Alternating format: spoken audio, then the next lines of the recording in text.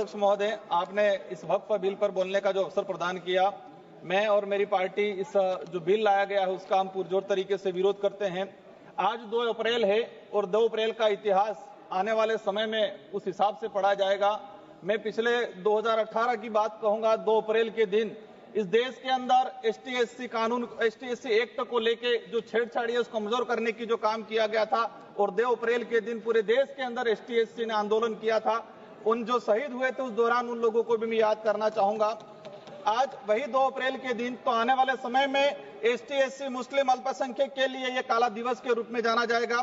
हमारा देश को विश्व में अनेक विविधताओं के बावजूद एक मजबूत राष्ट्र के रूप में जाना जाता है, लेकिन आज उसी भारत देश में वक्फ बिल, औरंगजेब, हिजाब, मंदिर मुस्लिम, हिंदू मुस्लिम, मंदिर मस्जिद करके नफरत के बीज बोए जा रहे हैं, जिससे देश को कमजोर करने का काम किया जा रहा है। एक वक्त हुआ करता था हमारे देश के अंदर, जब मुस्लिम धर्म के त्योहार आते थे तो हिंदू धर्म सहित अन्य धर्म के लोग खुशियां मनाते थे सब मिलके। एक तरफ जब हिंदू धर्म के त्योहार आते थे तो मुस्लिम खुशियां मनाते था, और मुस्लिम धर्म के त्योहार आते थे तो हिंदू धर्म के लोग ये खुशियां मनाते थे सब मिलके करेंगे। लेकिन आज वो दौर आ गया है कि घर के अंदर आइसोलेट करने की बात होती है, पुलिस जाब्ता लगाना पड़ता है, एक धर्म से एक दूसरे धर्म की रक्षा करने के लिए माहौल बनाया गया है। इस तरह का जो माहौल है हमारे देश के लिए घातक रहेगा। जब आज देश के अंदर देखा गया है कि भारत देश का अगर गौरवशाली इतिहास, जब मुस्लिम की बात आती है, हम धर्म में क्यों बांट रहे हैं?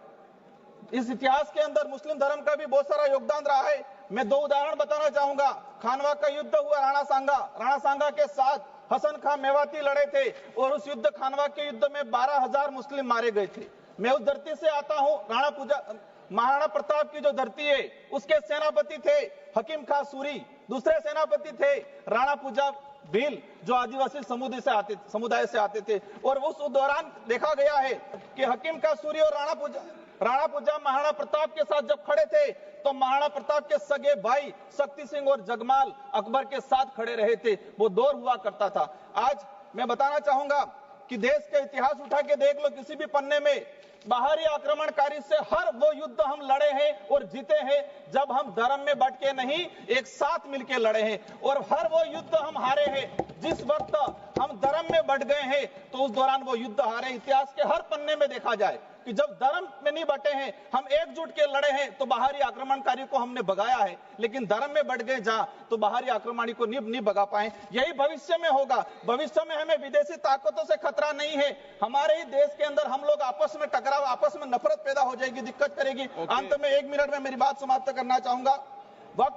वक्फ बिल किसी व्यक्ति द्वारा जिसका कोई वारिस नहीं हुआ करता था, वो दान दिया करता था समुदाय की भलाई के लिए। जो संपत्ति मुस्लिम समुदाय के धार्मिक सामाजिक कल्याण के लिए होती थी, आज आप सुनकर उसको व्यावसायीकरण किया जा रहा है।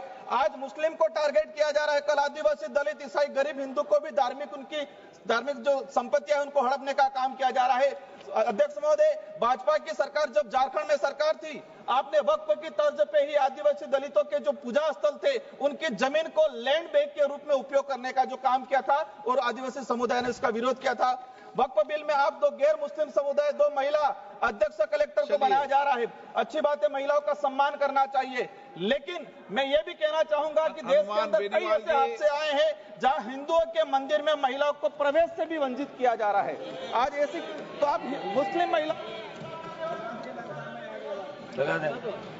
ओके अध्यक्ष महोदय, बहुत है।